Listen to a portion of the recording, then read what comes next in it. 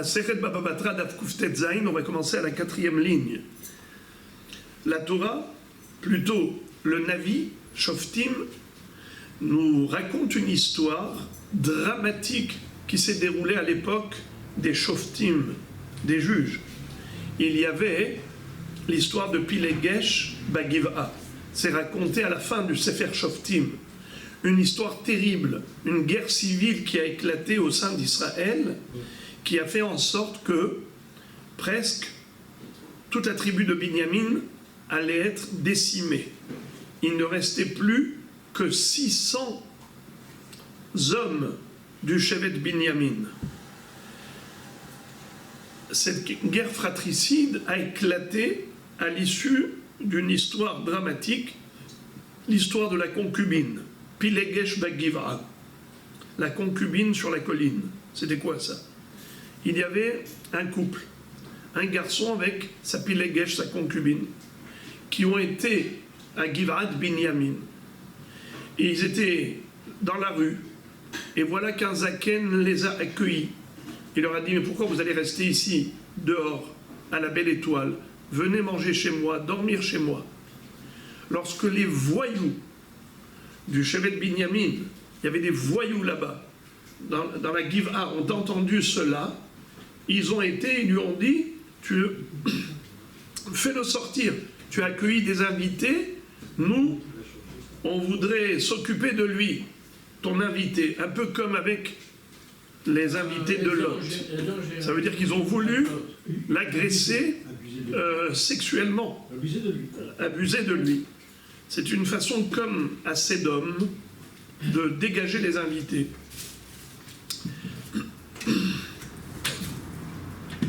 Il leur a dit non, n'y touchez pas. Il a fait sortir la Pilegesh, la concubine. Et ils ont abusé d'elle. Elle est morte devant le pas de la porte. Le matin, quand le garçon est sorti, qu'il a trouvé sa compagne morte à force d'être abusée par tous ces voyous, il a coupé en 12 morceaux son cadavre. Il a jeté vers tous les territoires d'Israël en disant, voilà, Am Israël, à quel niveau de bassesse on est arrivé. C'est comme ça que ils ont été demandés au Shevet Binyamin, transmettez-nous les voyous, on va les juger. Ils n'ont pas voulu. Alors tout Israël s'est réuni pour aller contre Binyamin, contre Shevet Binyamin. Premier jour, c'est Shevet Binyamin qui a gagné la guerre. Il y a eu des dizaines de milliers qui sont morts du Ham Israël. Deuxième jour, c'est Shevet Binyamin qui a gagné la guerre. Troisième jour, c'est Israël qui a gagné la guerre contre Binyamin. En tout, il y a eu plus de 70 000 morts de cette guerre fratricide. Mais le Shevet Binyamin, presque, il allait être totalement décimé. D'ailleurs, même à un moment donné, ils ont fait un harem, ils ont mis en quarantaine celui qui se marierait avec Shevet Binyamin. Mais, à la fin, ils se sont dit, Hasve Shalom, il va y avoir une tribu d'Israël qui va disparaître. Alors ils ont dit, ok, nous on ne donnera pas nos filles au Shevet Binyamin, on a fait un harem, on a fait un neder, et Shevet Binyamin, il a le droit de prendre nos filles. Alors ils se sont organisés pour se retrouver dans un endroit où les hommes de Binyamin ont pris les filles d'Israël pour se marier. En tout cas, voilà ce qui va se passer. Il y a eu une crainte, laquelle?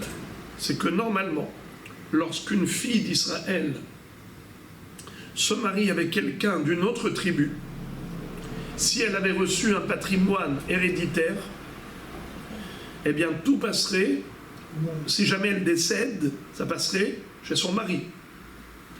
Si son mari est mort avant elle, quand elle décédera, c'est son fils qui va hériter d'elle. Son fils, il est de quelle tribu? Pas la tribu de sa mère, il appartient à la tribu de son père.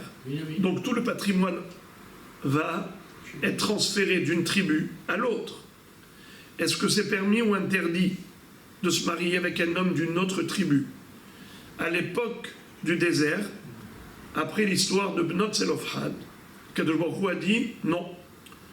Chaque fille qui est digne d'héritage ne doit pas se marier avec un homme d'une autre tribu, afin que le territoire reste au sein de la tribu ancestrale. Il ne faut pas qu'elle se marie avec quelqu'un d'une autre tribu. Mais cette mitzvah, elle n'a été donnée que pour cette génération, de l'époque de Bnot Zelofhad. Ensuite, il n'y avait plus d'interdiction, il n'y avait plus de restrictions. Chaque fille pouvait se marier avec un homme de n'importe quelle tribu. Zeh hadavar asher tziva Hashem, bador hazeh. Donc à l'époque de Pilegesh Bagivra, on était bien après la génération du désert.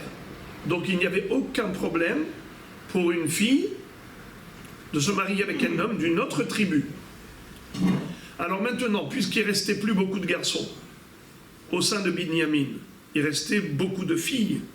Mais ces filles-là du Shevet Binyamin, elles allaient se marier avec qui? Elles n'avaient pas trop de choix, car il ne restait plus beaucoup de garçons de leur tribu. Nécessairement, elles allaient se marier avec des hommes d'une autre tribu. Et qu'est-ce qui va se passer? C'est que l'héritage qu'elles ont reçu, en étant des filles seules, puisqu'elles n'ont pas de concurrents, de frères, la Torah nous dit que quand il y a un fils et une fille, qui est prioritaire pour l'héritage? C'est le garçon, le fils.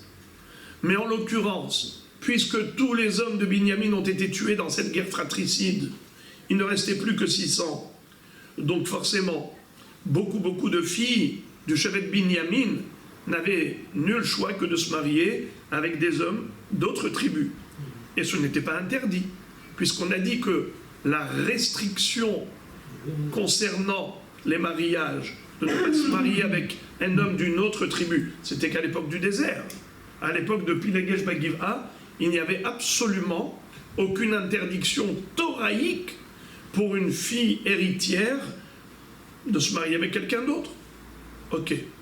Le problème, c'est que les Hachamim de cette époque ont analysé la situation et ils ont dit, concrètement, toutes ces filles-là qui ont hérité des biens de Shevet Binyamin, tous ces territoires-là, puisque ces filles vont se marier avec des hommes d'autres tribus, eh bien tous ces territoires vont être transférés vers d'autres tribus. Et avec le temps, il n'y aura plus de territoire de Binyamin. Presque plus de territoire de Binyamin, vu que tout a été transféré à d'autres tribus, puisqu'elles se sont mariées avec des hommes d'autres tribus. Alors écoutez quelque chose de très beau. Nous avions appris la halakha. Rappelez-vous, quel est le din lorsqu'il y a un homme qui est décédé, il a laissé un garçon et une fille. Qui est prioritaire quant à l'héritage? C'est le garçon. Imaginons que ce garçon est mort. Alors, qui va maintenant hériter? C'est la fille, c'est-à-dire sa sœur. Le défunt a laissé un héritage, il avait laissé 2 enfants, un garçon et une fille. S'ils étaient là, le garçon et la fille, évidemment c'est le garçon qui hérite, mais en absence de garçon, c'est-à-dire qu'il est mort lui aussi. C'est-à-dire qu'au moment de l'héritage, qui est mort le premier? C'est le fils qui est mort le premier. Ensuite, son père. Maintenant, qu'est-ce qu'il y a? Il y a une fille. Eh bien, c'est la fille qui reçoit, c'est clair. La Torah le dit.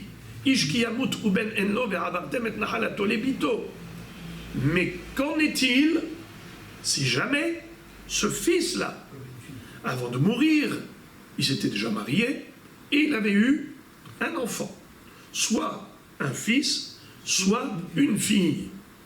Question. Ce garçon qui est mort, plutôt ce fils-là qui est mort, il a laissé lui-même un fils. Qui va recevoir l'héritage? Ce petit-fils-là ou sa sœur, la fille du défunt? lorsque le défunt va laisser un héritage, qui va hériter de lui? Sa propre fille ou bien son petit-fils, fils de son fils qui est déjà décédé de son vivant? Eh bien, c'est son petit-fils. Très bien. Maintenant, quel est le din si le fils n'a pas laissé un petit-fils? Le fils a laissé une petite fille. Oui. Donc on a une petite fille et on a une fille. Le défunt maintenant, quand il a laissé un héritage, qui va prendre cet héritage? Sa propre fille ou bien sa petite fille qui est la fille de son fils? La petite fille de son fils. Alors hier on a étudié ce sujet et on avait dit que c'était le débat entre les Hachamim et les Sadducéens. Les Tzedokim. Les Tzedokim disaient 50-50. 50-50, la propre fille reçoit 50% de l'héritage et la petite fille 50%. Or, Rabban Yohanan ben Zakkai leur a dit que c'est faux. C'est faux. On a reçu la halacha qui est que toute la lignée, c'est-à-dire la progéniture, la descendance du fils, c'est une partie du fils, c'est un représentant du fils. C'est comme si le fils était vivant. Quand on a un fils et une fille qui reçoit l'héritage, uniquement le garçon, exclusivement. La fille ne reçoit pas du tout l'héritage, c'est que le fils. Eh bien, la fille du fils, c'est le fils. La petite fille du fils, c'est le fils. Toute la descendance d'une personne, c'est la continuité de la personne. Et par conséquent, quand on a la fille d'un côté et la descendance du fils de l'autre, la descendance, que ce soit une fille ou un garçon, ça ne change absolument rien. C'est la descendance du fils qui recevra l'héritage. C'est ce qu'on avait appris. Selon cette halakha, les filles, par exemple, on avait vu les filles de Tselofhad. Elles avaient reçu l'héritage en Israël. Pourtant, leur père Tselofhad avait des frères. Comment se fait-il que ces filles ont reçu l'héritage de Tselofhad? Tselofhad est mort dans le désert, mais il avait un droit d'héritage, même dans la tombe, un droit d'héritage avec ses frères en Israël. Mais comme il n'est pas là, qui va recevoir l'héritage à sa place? Eh bien, ses filles, car ses filles, c'est comme lui-même. C'est sa continuité, puisqu'il n'a pas de fils. Et elles ont reçu équitablement, c'est-à-dire les frères de Tselofhad et les filles de Tselofhad ont partagé à part égale, c'est-à-dire la part de Tselofhad qui était équivalente à la part de ses frères. Ok. Maintenant, les Chachamim de l'époque du drame de Pilegesh Bagiva ont observé, analysé, constaté que si on appliquait la règle de la Torah, à savoir qu'une fille peut hériter en l'absence de garçon, et elle peut également se marier avec des hommes d'autres tribus, puisque l'interdiction à l'époque de Tselofhad, à l'époque des filles de Tselofhad, cette interdiction a été annulée. C'était que pour cette génération. Donc maintenant, qu'est-ce qui va se passer concrètement? Le territoire de Binyamin disparaîtra, vu que ces filles de Binyamin se mariant avec des hommes d'autres tribus, automatiquement à leur mort, c'est soit le mari, soit le fils qui appartient à une autre tribu qui va hériter de ses biens. Alors maintenant, qu'est-ce que les Hachamim ont fait à cette époque? Ils ont fait une takana, qu'on appelle en hébreu Hora'at Sha'a, une institution provisoire, juste pour cette génération. Qu'est-ce qu'ils ont fait comme takana? Ils ont dit que la fille du fils n'aura pas le droit d'hériter. C'est parce que la fille du fils, si elle va hériter à la place de son père, eh bien, qu'est-ce qui va se passer? Elle va aller se marier avec quelqu'un d'une autre tribu, et voilà que Shevet Binyamin va disparaître, c'est-à-dire le territoire, il va disparaître. Alors lisons maintenant. Tout ce que je viens de dire maintenant, ce n'est qu'une introduction pour ce qu'on va étudier maintenant.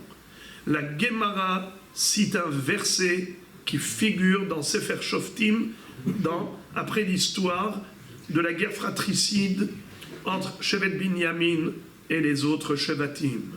Ils ont dit Vayomeru Yerushat Peleta le Binyamin Velo Yimahe Shevet Meisraël. On va laisser rescaper l'héritage de Binyamin afin que ne soit pas effacée une tribu d'Israël, c'est-à-dire le territoire d'Israël. Amar Rabbi Yitzhak de Rabbi Ami. Rabbi Yitzhak du Beth Midrash de Rabbi Ami nous enseigne. Melamed, ce verset vient nous enseigner. Sheitnu al Shevet Binyamin, Shelo tirash bat haben im ha'achim. Ils ont décrété de manière périodique et provisoire pour cette génération que une fille du fils ne puisse pas hériter de manière équivalente au frère du fils. On s'explique. Imaginons un homme qui avait plusieurs fils. L'un de ses fils s'est marié, il avait des filles, et il est mort du vivant de son père. Ensuite, quand le père est mort, il a laissé un patrimoine. Quelle est la halakha? Eh bien, on doit partager entre les frères et les filles du fils. Je veux dire, par exemple, il avait une fille. Eh bien, cette fille qui représente son père, c'est comme son père. Et on doit partager équitablement l'héritage. Les frères recevront leur part, mais elle aussi, la fille, recevra une part égale à tous les frères de son père, car elle hérite de son père qui est dans la tombe. Ça, c'est la halakha absolue, exactement comme les Benot Zelofhad. Mais à cette époque de Pilegesh Bagiva, les Hachamim ont décrété pour cette génération que non. Que la fille du fils ne puisse pas hériter. Et ce, pour quelle raison?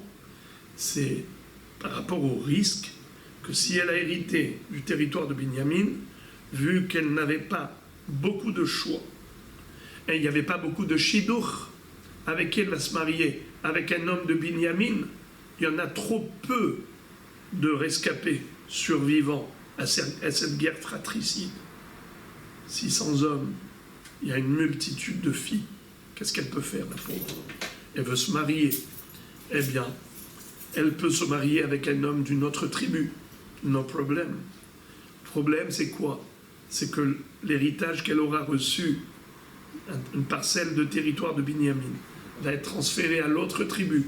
C'est la raison pour laquelle Hachamim, dans cette génération, on dit la fille n'héritera pas. C'est-à-dire la fille du fils qui aurait pu potentiellement hériter n'héritera pas, de manière à ce que même si elle se marie avec quiconque d'autre d'une autre tribu, eh bien, no problème. Il n'y aura pas de transfert de propriété. Et maintenant, on peut se poser la question de quel droit les Hachamim peuvent priver la fille de son droit. C'est-à-dire qu'elle, normalement, elle aurait dû hériter, et voilà que les Hachamim lui disent non, puisque tu vas peut-être te marier avec un autre homme, tu ne vas pas hériter. N'est-ce pas? Si tu te maries avec un homme d'une autre tribu. Alors, en fait, si elle se mariait avec un homme d'une autre tribu, elle n'allait pas hériter, en effet, eh bien, Hachamim ont le pouvoir, sur le plan financier, de décider ce qu'ils veulent. Hefker Beddin, Hefker. Le Beddin a un pouvoir sur tout ce qui est d'ordre pécuniaire. Dans la Gemara Kiddushin, on apprend cela d'un pasouk, comme quoi le Beddin a un pouvoir de confisquer l'argent de quelqu'un. Ouais. Hefker, Beddin, Hefker. Ça a des répercussions énormes au niveau de la halakha. Entre autres, voici ici. Là, Hachamim, on dit à la fille qui a un droit d'héritage, non, on te retire ce droit d'héritage. C'est-à-dire, on te confisque, on te prive de cet argent qui te revient, de peur que le territoire soit transféré d'une tribu à l'autre. Donc c'était Hora'at Shah. Et maintenant, puisque on a parlé de quelqu'un qui est mort et qui n'a pas laissé de fils, au passage, la Gemara maintenant va passer de la halacha à la Haggadah. Les amis, aujourd'hui ce sera une Gemara entre guillemets facile, parce qu'on ne parle plus maintenant de halacha, on va parler de Haggadah. Commençons. Amar Rabbi Yochanan Mishum Rabbi Shimon Bar Yochai. Rabbi Yochanan va dire au nom de Rabbi Shimon Bar Yochai, Kol she'eno maniach ben leyorsho, Hakadosh Baruch Hu male alav evra. Ktiv hacha ve'ha'avartem et nachalato lebito, uktiv hatam yom evra hayom hahu. Qu'est-ce que ça veut dire? Rabbi Yochanan dit au nom de Rabbi Shimon Bar Yochai qu'une personne qui n'a pas laissé de fils pour hériter de lui, il n'a laissé que des filles, c'est une preuve que Akadosh Baruch Hu est en colère contre lui, car Dieu ne lui a pas accordé cette jouissance d'avoir un fils qui va hériter de lui et qui par conséquent va préserver le patrimoine immobilier dans le cadre de la tribu du père. C'est-à-dire que pour le père, c'est quelque part une perte, parce que maintenant quand sa fille va se marier avec un homme d'une autre tribu, il va y avoir un transfert de propriété. Alors ça veut dire qu'en fait, cet homme-là n'avait pas de mérite d'avoir un garçon pour continuer dans la droite lignée de son père, pour que l'héritage ancestral appartienne toujours à la même tribu. Et d'où est-ce qu'on retrouve une allusion à cela dans le passouk de la Torah? C'est le verbe employé. Ve'ha'avartem et nachalato lebito. S'il n'a pas de fils, vous transférerez l'héritage à la fille. Alors le mot ha'avartem, qui veut dire transférer, a pour racine ha'avar, ha'evra, ha'in bet resh, qui veut dire colère. Par exemple, il est écrit Yom ha'evra ha'yom ha'u, Tsephania, dans la prophétie du prophète Tsephania, qui annonce qu'à la fin des temps, Dieu va laisser sa colère s'enflammer pour punir les Réchaïm. Ça s'appelle un jour de colère. Yom Evra Hayom Hahu. Si le mot Evra veut dire colère, alors on comprend que la Torah a employé ce verbe à propos de l'héritage. Ve'ha'avartem et nachalato lebito. Si vous observez les psukim, vous verrez que parfois on parle de untatem, vous allez donner l'héritage à tel et un tel, et pour la fille on dit ve'ha'avartem, et vous ferez passer, vous transférerez l'héritage. Alors on avait déjà vu pourquoi la Torah n'a pas dit untatem, elle a dit ve'ha'avartem. Mais là, c'est sur le plan allusif. Il y a ici une allusion pour dire que cet homme n'était pas méritant, car il avait peut-être des chefs d'accusation. Et aux yeux d'Hachem, il n'avait pas le droit d'avoir un fils, comme si la colère de Dieu avait fait que cet homme n'est pas un fils. Et donc, puisqu'il n'a eu que des filles, l'héritage, à un moment donné, va passer d'une lignée à l'autre, d'une tribu à l'autre. Donc, c'est une allusion comme quoi il n'a pas eu de srout. Il n'a pas eu de srout. Toujours dans le même ordre d'idées, la Gemara cite un passouk de Tehillim où David Amelech prie pour que Kadosh Baruch Hu soumette ses ennemis. Et voilà comment il décrit ses ennemis, David Amelech, des Rechaim.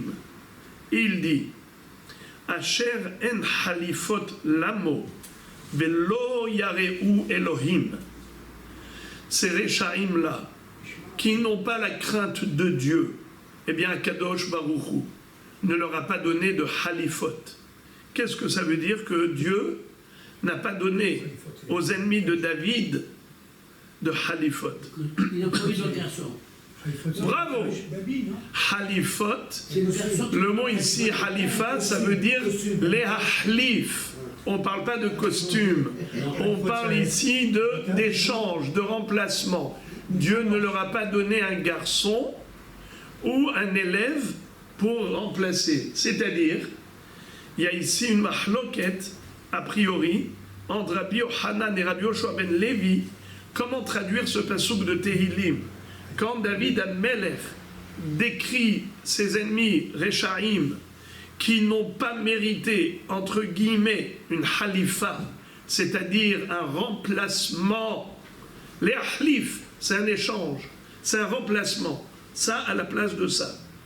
Lorsqu'un père décède, qui le remplace? Son fils. Donc le fils, c'est la halifa du père. Lorsqu'un maître laisse son élève à sa place, qui est la halifa du maître? C'est l'élève. Alors, ici, David Amelech, quand il a décrit ses ennemis Rechaim en disant « Eux qui ne craignaient pas Dieu n'ont pas mérité d'avoir une halifa, n'ont pas mérité d'avoir un échange, c'est-à-dire un remplacement. » C'est qui ce remplacement qui manque? Mahloket. Rabbi Yochanan et Rabbi Yoshua ben Levi. Had Amar, Kol she'eno maniach ben, ve Had Amar, Kol she'eno maniach talmid. Il y en a un qui dit que David Amelech a fait allusion à un fils, et l'autre a dit David Amelech a fait allusion à un élève. C'était cela ce que les ennemis de David, les Rechaim, n'ont pas mérité d'avoir, soit un fils, soit un élève, parce qu'ils ne craignaient pas Dieu. Maintenant, la Gemara ouvre une parenthèse, et elle dit, mais qui a dit quoi?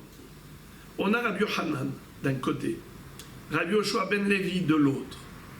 On a dit, il y en a un qui a dit, et l'autre qui a dit.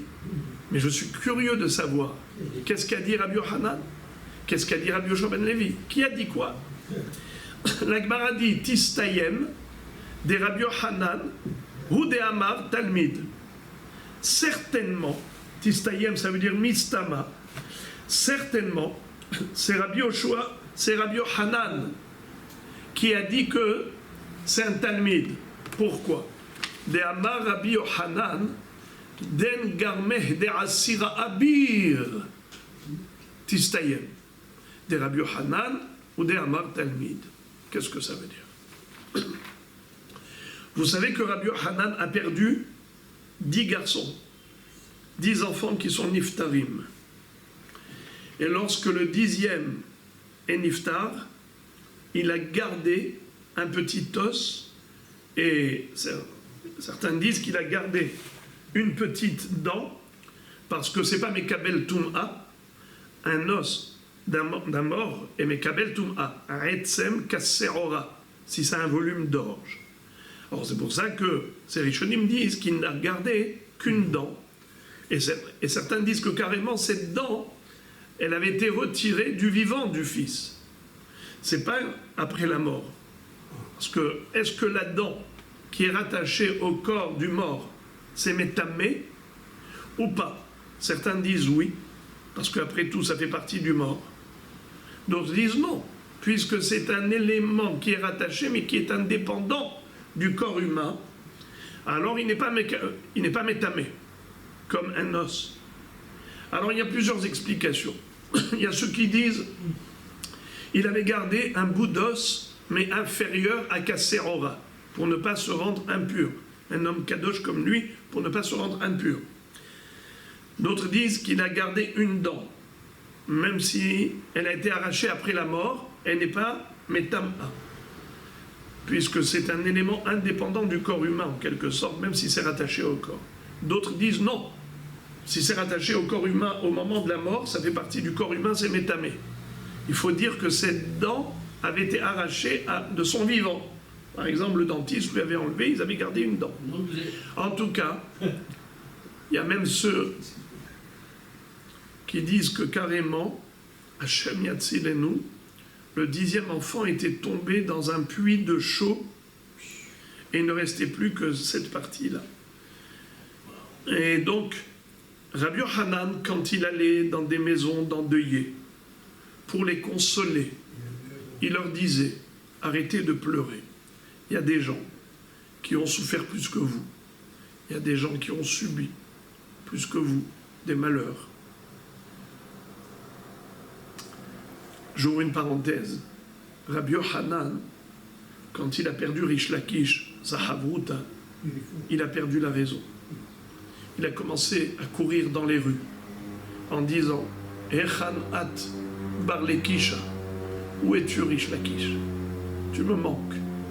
Toi qui me posais tellement de questions, j'étais obligé d'approfondir pour pouvoir répondre et éclaircir la Sugia. Bien que les Chachamim lui ont donné comme Havruta Rabbi Elazar ben Pedat. Mais Rabbi Elazar ben Pedat, c'était un savant qui connaissait toute la Torah. Et à chaque fois que Rabbi Yochanan disait quelque chose, il enseignait à Hidouche. Il lui disait Tanya dem Sayarlach. J'ai une braïta qui soutient ta thèse, qui corrobore tes paroles. Il a dit non, je n'ai pas besoin d'une preuve que j'ai raison. Je veux Rish Lakish qui me harcelait de questions, mais qui me poussait dans mes retranchements. Et c'est comme ça que j'étais obligé de développer le sujet. Rav Hashma Teta. Le sujet était éclairé. Eh bien, il s'est mis à courir dans les rues, en criant « Mais où es-tu, Rish Lakish ?» jusqu'à ce qu'il est devenu fou. Et Hachamim ont dû prier pour que Dieu le reprenne. C'est pas possible que Rabbi Yochanan perde la raison. Question, comment ce même Rabbi Yochanan, qui a perdu 10 enfants, n'est pas devenu fou? Il a perdu Rish Lakish, il est devenu fou. C'était ma question. Réponse, il savait que ces Neshamot allaient au Gan Eden. C'est vrai qu'ils sont morts de son vivant. Mais où est-ce qu'ils sont partis, ces 10 enfants? Oh là bas. Alors que s'il n'a pas de Havruta pour évoluer, progresser dans le Limoud à Torah, ça c'est une perte du Olam Haba. Ça c'est une perte spirituelle qui est incommensurable. La perte physique, c'est une perte dans ce monde. Mais dans le monde de l'éternité, la Neshama est là, à jouir de la splendeur divine, dans le Olam Ha'elyon.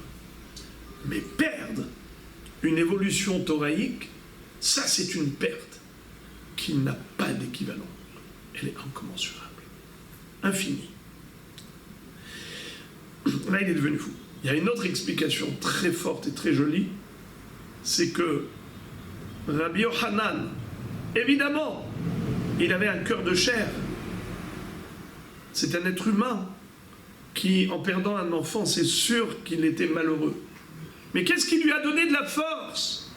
C'est l'étude de la Torah. Quelqu'un qui étudie la Torah, eh bien, la satisfaction et le bonheur que procure le Limoud à Torah, c'est quelque chose qui nous donne des forces et de l'énergie renouvelable pour pouvoir surmonter toutes les épreuves de la vie. Mais quand il a perdu cette satisfaction spirituelle, tout est remonté à la surface, la douleur des 10 enfants. C'est comme ça que certains veulent l'expliquer. D'autres ajoutent que les deux explications sont liées l'une à l'autre. C'est-à-dire que quand on étudie la Torah, alors on a des lunettes de la vision du monde. C'est-à-dire que, en effet, on comprend que tout est passager, provisoire. On étudie la Torah par rapport à l'éternité. Alors en effet, même si ils ont quitté ce monde prématurément, mais où est-ce qu'ils sont? Là-haut, devant Hachem, devant le Kisei Kavod, les notes Miziva Shechina. Mais c'est qui te donne ce regard cette vision de la vie, c'est la Torah. Mais quand il y a une baisse de niveau de Torah, alors automatiquement, notre regard sur le monde est un regard naturel. Et selon la vision naturelle d'un homme, des événements tragiques peuvent l'affecter. Bon, On parle du...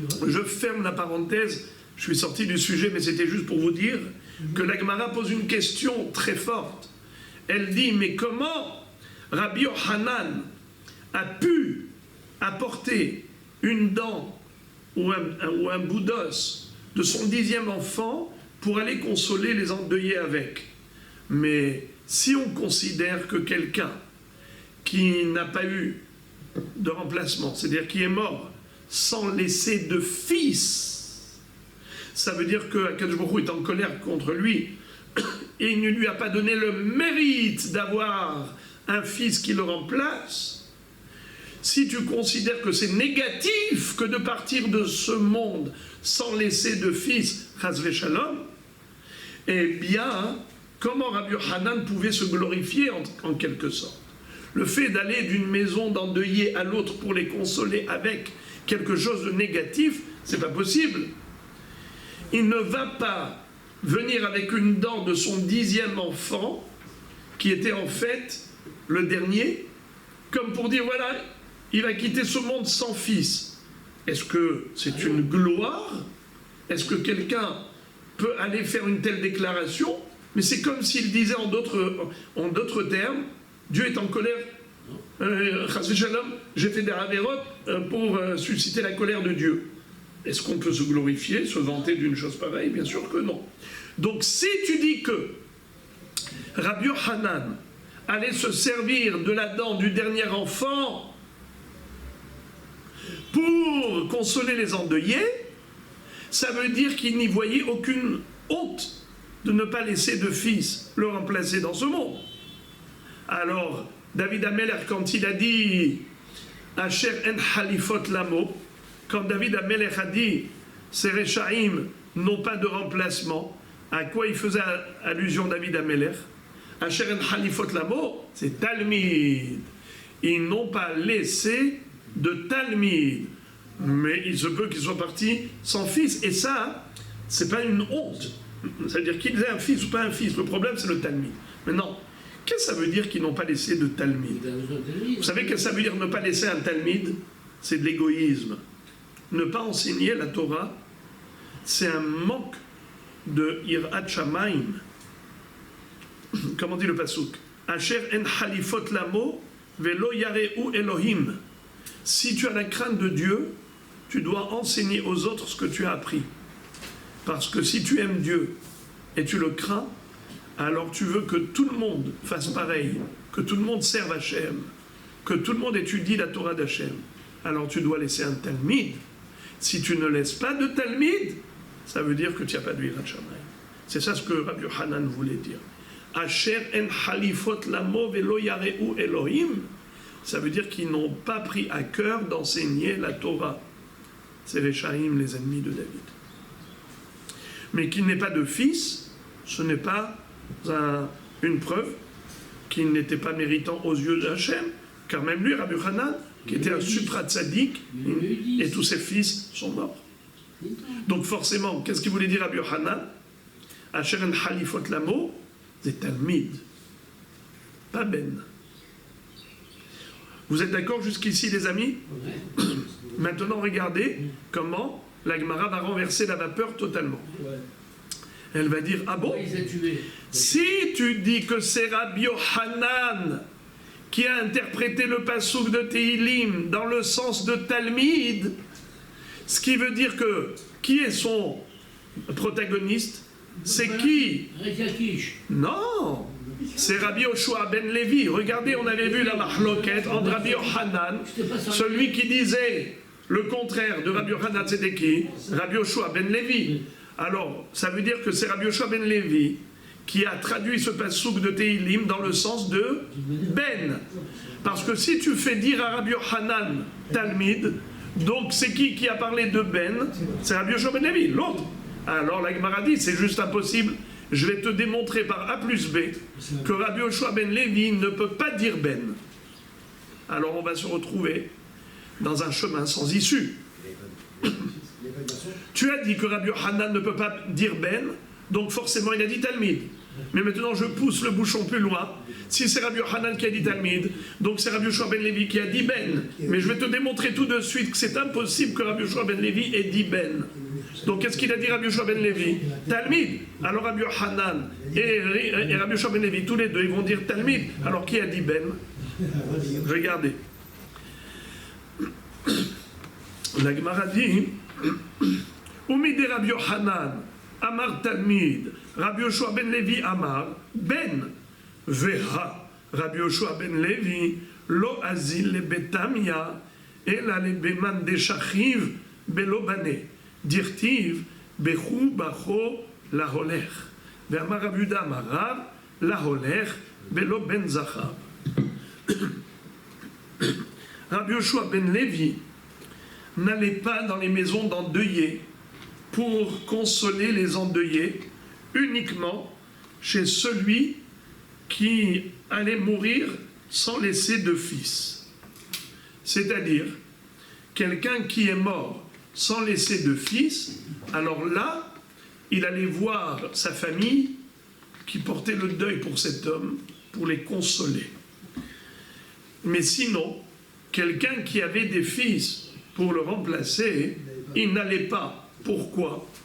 Parce que, il disait, c'est un peu Bitul Torah pour lui.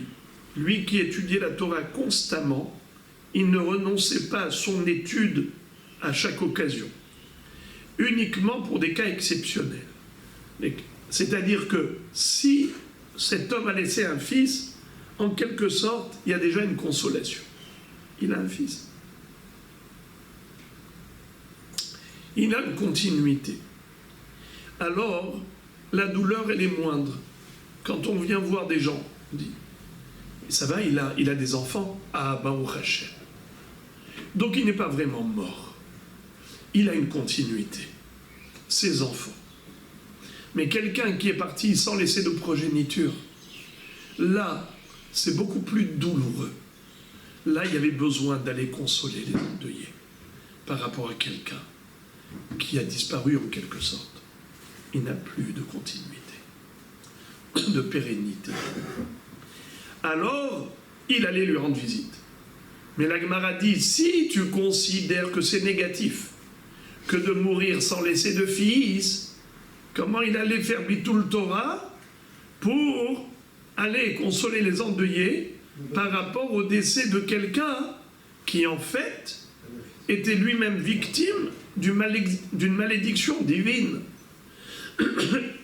Si tu dis que mourir sans laisser de fils, c'est une malédiction divine qui provient de la colère d'Akadosh Baruch Hu, Asher en Halifot la mort, si tu dis cela, alors quoi? Il allait faire du Bitul Torah pour aller consoler les endeuillés par rapport à la mort de quelqu'un qui n'était pas méritant? Certainement pas. Donc, s'il allait justement les consoler, c'est qu'il considérait que cet homme-là, même s'il n'a pas eu de fils, il est quand même méritant. Et au contraire, c'est là qu'il faut aller consoler les endeuillés pour la disparition d'un homme qui n'a pas de progéniture. Donc si c'est comme ça, ça veut dire que Rabbi Yoshua ben Lévi considère que même quelqu'un qui est mort sans fils, ce n'est pas une preuve d'une malédiction divine. Ça ne veut pas dire que Dieu est en colère contre lui. Alors, comment comprendre le passouk de Tehilim qui dit que, oui, ces gens-là qui n'ont pas mérité halifot, c'est parce que lo yarou Elohim. Or, de quoi il parle? De quel halifa David Ameler parlait? De quel échange? De quel remplacement? Talmid. Donc Rabbi Yoshua ben Lévi. Donc de quoi il a parlé? De Talmid. Alors la Gemara dit, et là, Rabbi Yoshua ben Lévi, ou de Amar Talmid. Alors la Gemara maintenant revient à Rabbi Yochanan. Et elle dit, Oumi de Rabbi Yoshua ben Lévi, ou de Amar Talmid. Rabbi Yochanan, Amar ben Kashia de Rabbi Yochanan. À des Rabbi Yochanan. Si tu me dis que Rabbi Yoshua ben Lévi, c'est lui qui a traduit le mot halifot de Tehilim par Talmid, Donc c'est qui a traduit le mot halifot de Tehillim par Ben? C'est Rabbi Yochanan. Alors Rabbi Yochanan s'auto-contredit, car d'une part, il allait avec la dent de son 10e garçon consoler les endeuillés, sous-entendu qu'il n'y avait aucune gêne à avoir d'avoir perdu ses 10 fils. Il n'avait pas de gêne, parce que si Béhémet, celui qui part de ce monde sans laisser de fils, c'est une preuve de colère divine contre lui, c'est une malédiction, alors comment il pouvait se glorifier de cela en apportant cela dans toutes les maisons d'endeuillés? C'est pas possible qu'il se glorifie de la colère divine contre lui. Donc forcément, Rabbi Yochanan, qu'est-ce qu'il pense? Que c'est quoi Halifot? C'est pas Ben, c'est Talmid. Mais d'autre part, lui-même, il a cité Rabbi Shimon Bar Yochai qui a dit Kol she'eno maniach ben leyorsho, hakadosh baruch hu maleh alav evra. Ktiv acha ve'avartem et nachalato lebito, uchtivatam yom evra hayom hahu. Il a bel et bien dit au nom de Rabbi Shimon Bar Yochai que celui qui quitte ce monde sans laisser de fils, c'est une preuve de colère divine contre lui. Alors il faut se décider. Si la colère de Dieu est contre lui, comment lui pouvait se glorifier, entre guillemets, d'avoir surmonté une épreuve pareille? Mais en montrant la dent du 10e fils qui est mort, c'est comme s'il disait Rabotai, j'ai suscité la colère de Dieu. Ça veut dire c'est pas glorieux, c'est pas glorifiant. Alors la Gemara répond l'akashia. Hadideh. Rabbi Yochanan, quand il avait cité Rabbi Shimon Bar Yochai, qui avait dit que celui qui ne laisse pas un fils, c'est une preuve de colère divine contre lui, c'est Rabbi Shimon Bar Yochai. Mais lui, Rabbi Yochanan, n'est pas d'accord avec Rabbi Shimon Bar Yochai. Il dit non, ça peut arriver qu'un homme n'ait pas de fils, et pourtant il était tzaddik. À qui il pense Rabbi Yochanan? À lui-même. Il a perdu ses 10 fils, et pourtant il était tzaddik. Donc on ne peut pas dire dans tous les cas de figure, on ne peut pas dire dans tous les cas de figure que celui qui meurt, celui qui décède sans laisser de fils, c'est forcément une preuve de colère divine. Car lui-même, quand il va quitter ce monde, il ne va pas laisser de fils, et il sait qu'il n'a pas fauté, il sait qu'il n'a pas suscité la colère divine. Donc, Hadideh, Haderabé, ça c'est son opinion, et ça c'est l'opinion de son maître. C'est qui son maître? Rabbi Shimon Bar Yochai. En effet, Rabbi Shimon Bar Yochai, il pense que celui qui décède sans laisser de fils, c'est une preuve de colère divine, mais Rabbi Yochanan, personnellement, pense que non, car lui-même, il est le produit de cette expérience, où il va quitter ce monde sans laisser de fils, et il sait qu'il n'a pas suscité la colère divine. Et maintenant, Rabotai, on va terminer l'étude d'aujourd'hui avec 3 enseignements du même Rav. Il se nommait Rabbi Pinhas Bar Hama. Rabbi Pinhas ben Hama va nous donner 3 enseignements, l'un qui nous concerne et les 2 autres ne nous concernent pas directement, si ce n'est que c'est le même Rav qui parle. Et la Gemara, très souvent, elle fait ça, c'est qu'elle regroupe et compile les enseignements du même maître. C'est la raison pour laquelle, d'ailleurs, il y a un siman. Vous voyez ici, entre parenthèses, siman, hadad, ani, vechacham. C'est-à-dire que, en effet, Rabbi Pinhas ben Hama va parler de hadad, il va parler de ani, et il va parler de chacham. Lisons. Darash Rabbi Pinhas ben Hama, Maï dirtiv, v'hadad shama b'mitzrayim, ki shachav David im avotav, v'chimet Yoav sarat sava. Hadad, le roi de Mitzraïm, a entendu que David Amelech est niftar, et également son chef d'état-major, Yoav ben Tserouya. Alors, ce qui est très étonnant, c'est que pour David, il est dit qu'il a sommeillé avec ses ancêtres, comme pour dire, David Amelech, quand il est décédé, c'est comme quelqu'un qui a plongé dans un profond sommeil, mais qui n'est pas mort, alors que pour Yoav ben Saratsava, le chef d'état-major, il est dit qu'il est mort.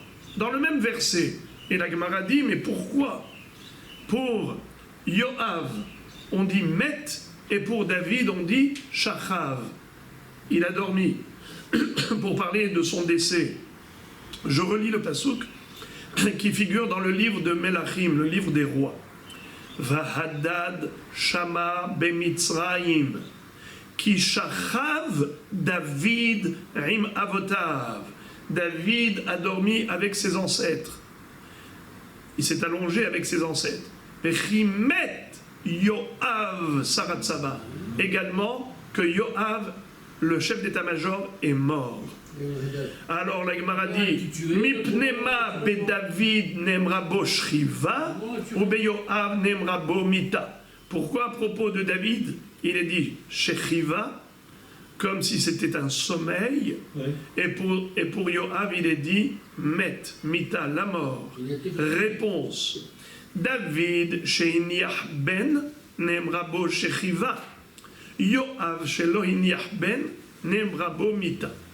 David Amelech qui a laissé un fils, au moins un fils, évidemment beaucoup plus, il a laissé un fils, eh bien, puisqu'il a une continuité, une partie de lui est encore dans le monde, alors c'est comme si lui est parti dormir, mais il est encore là, il a un fils qui va perpétuer son souvenir.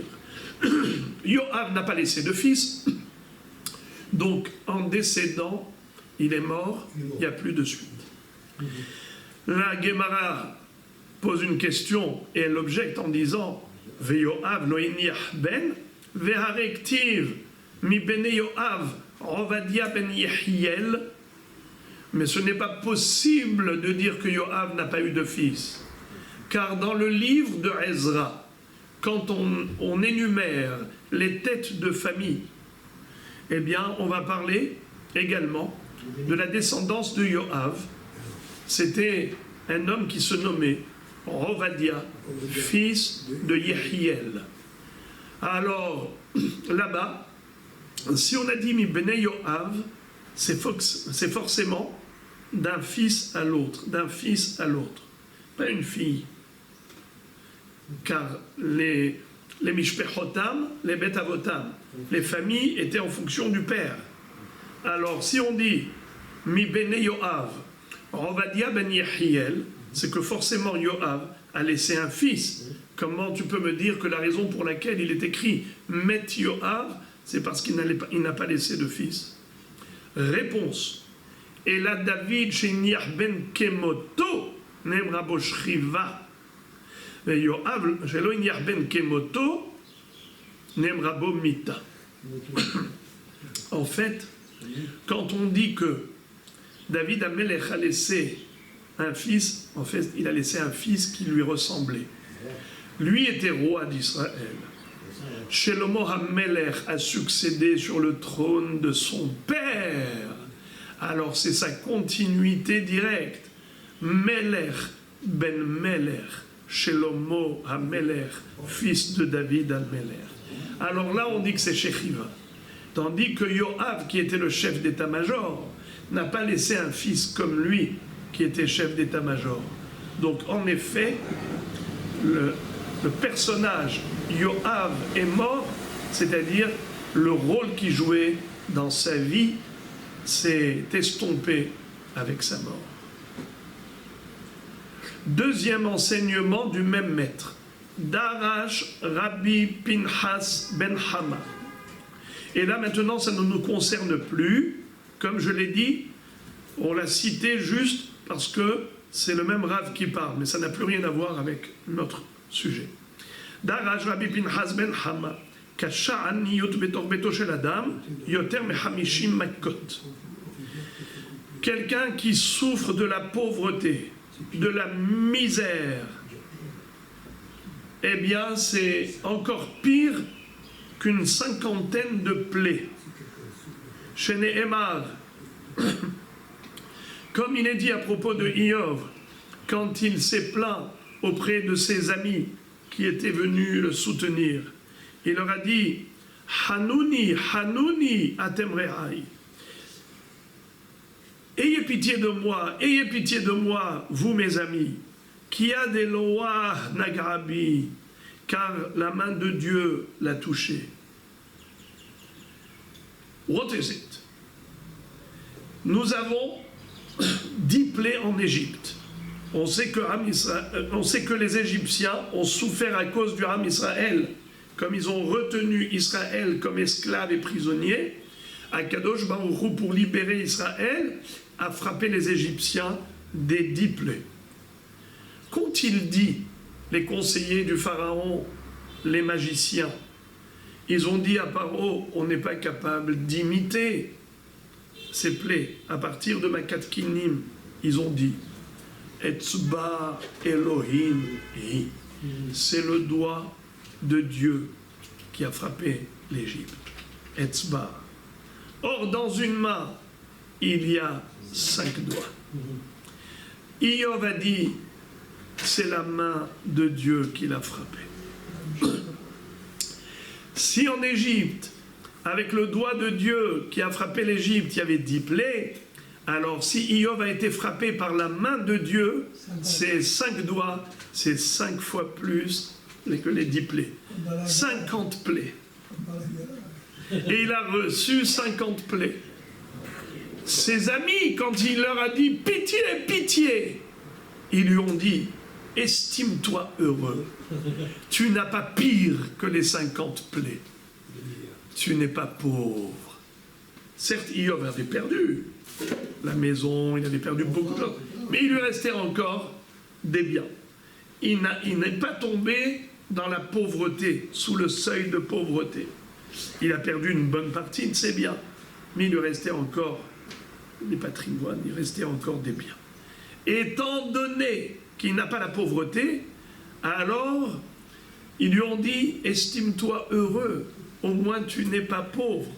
Ça veut dire, nous dit Rabbi Pinchas ben Hamma, que celui qui est pauvre, c'est pire que 50 plaies.